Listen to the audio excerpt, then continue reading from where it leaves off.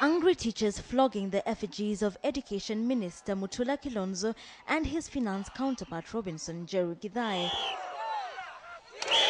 A laughable scene under any other circumstances, except that they were dead serious. These Kirinyaga teachers vowed to stay away from the classroom until their calls for better remuneration were addressed.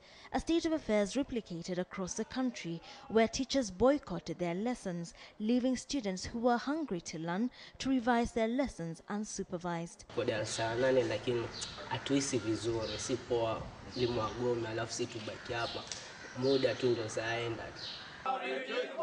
But are the teachers' demands justified? The 1997 pay deal involved a 300% pay increase in basic salaries for all teachers, as well as higher allowances.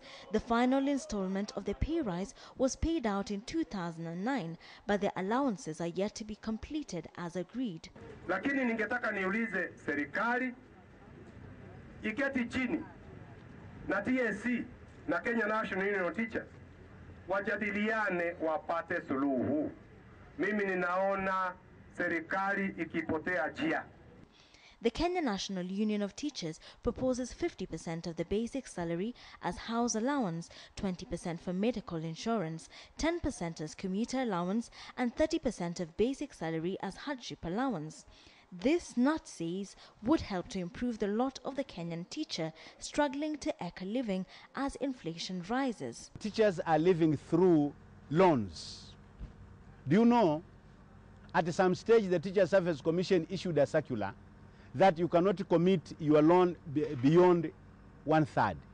The lowest paid teacher in the country currently earns a basic salary of 13,750 shillings, while the highest paid teacher is entitled to a maximum basic salary of 120,270 shillings. A 300% salary increment would see the lowest earning teacher take home just over 50,000 shillings minus allowances, while the highest paid teacher would earn about 600,000 shillings.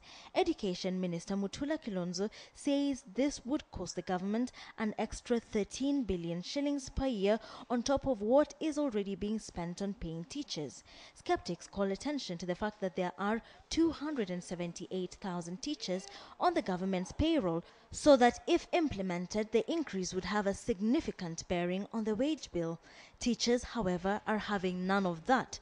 They say they have suffered several disappointments, first with a delay in the implementation of the 1997 agreement, and then earlier this year when they were ignored while public servants received a pay rise.